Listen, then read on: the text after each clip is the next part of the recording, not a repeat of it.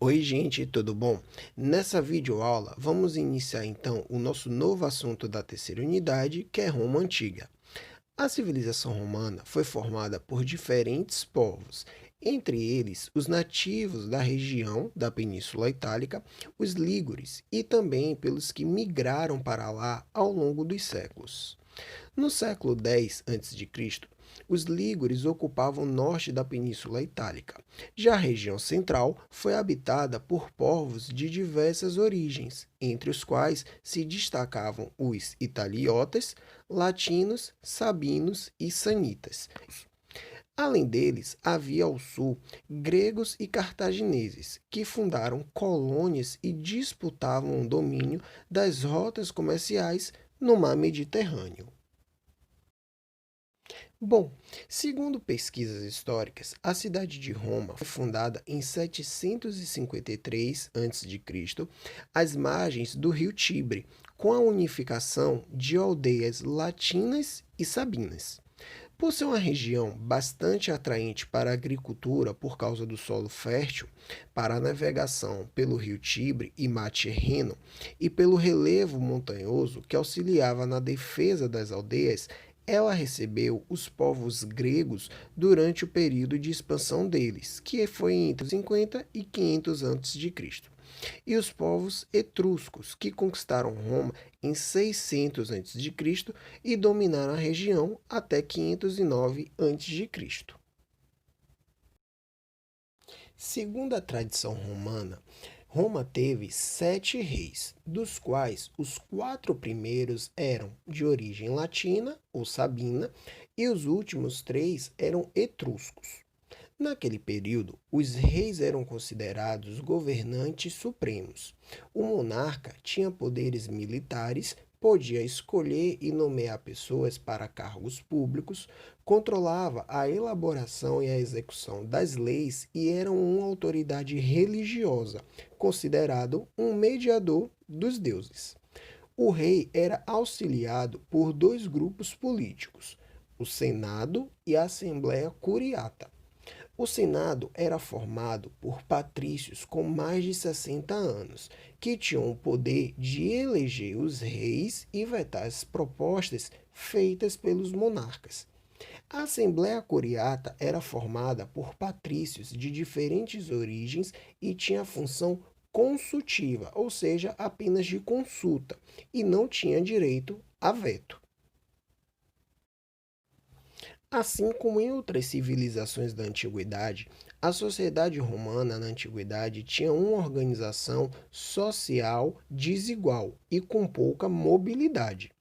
Ela era formada da seguinte maneira: na primeira parte, vinham os patrícios, que eram considerados descendentes dos fundadores de Roma, eram grandes proprietários de terra e os únicos que participavam das decisões políticas.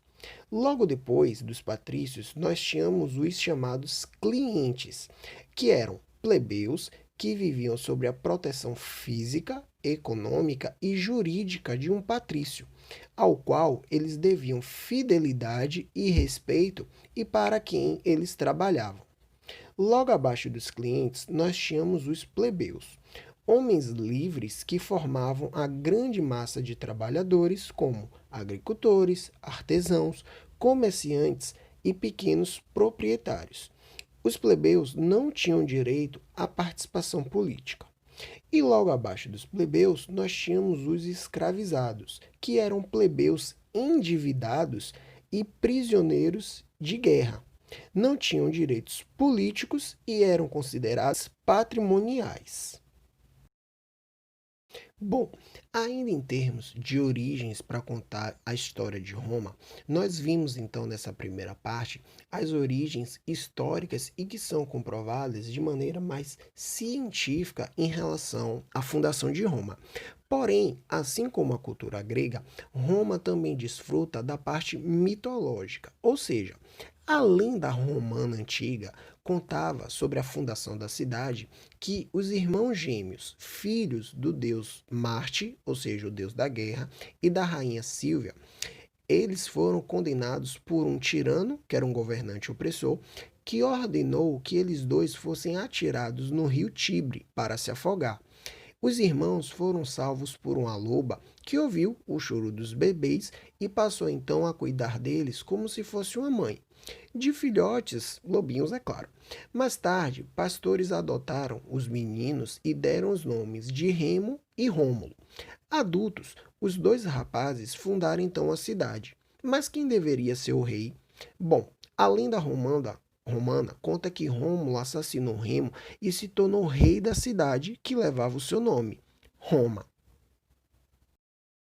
Para além dessa questão mitológica, a cultura romana, de certo modo, ela está muito viva. Afinal de contas, o português, que nós falamos, e também o espanhol, o francês e o italiano são idiomas latinos, ou seja, que surgiram a partir do latim, que era o idioma falado pelos romanos. Quer ver um exemplo? Note que a palavra verdade, escrita em idiomas latinos como verdade em espanhol, verité em francês ou verità em italiano são parecidas. E em latim ela se chamava ou era escrita como veritas. Parecidas, não?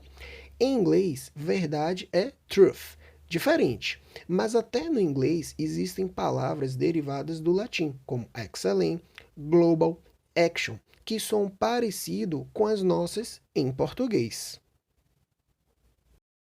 Bom, já em termos religiosos, havia cultos privados nas casas dos homens ricos, mas as grandes manifestações públicas eram realizadas em templos construídos pelo Estado romano e celebradas por sacerdotes e magistrados que eram pagos pelo poder público. Além dos templos, havia outros locais de culto, como, por exemplo, os bosques sagrados. O ato fundamental do culto era o sacrifício de um animal, feito para que os deuses não ficassem zangados.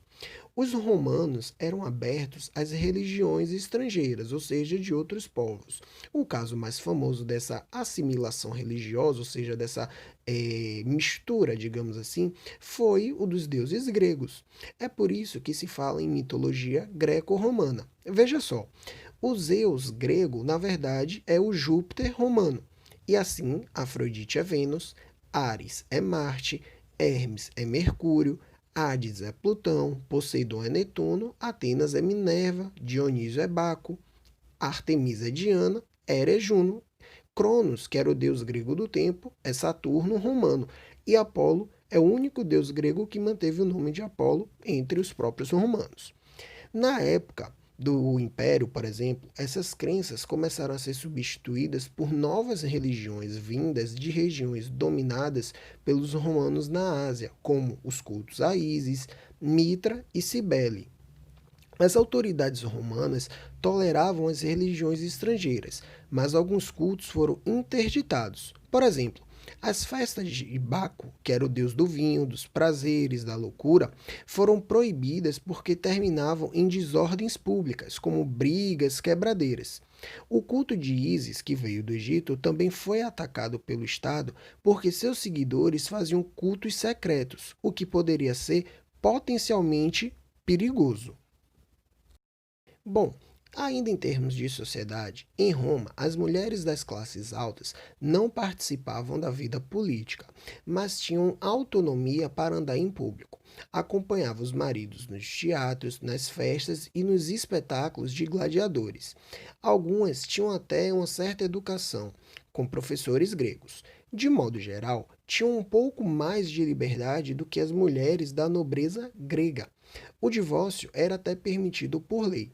As mulheres das classes inferiores eram educadas para trabalhar em tarefas consideradas femininas na época, como arrumar a casa, cuidar das crianças, lavar e outras coisas mais.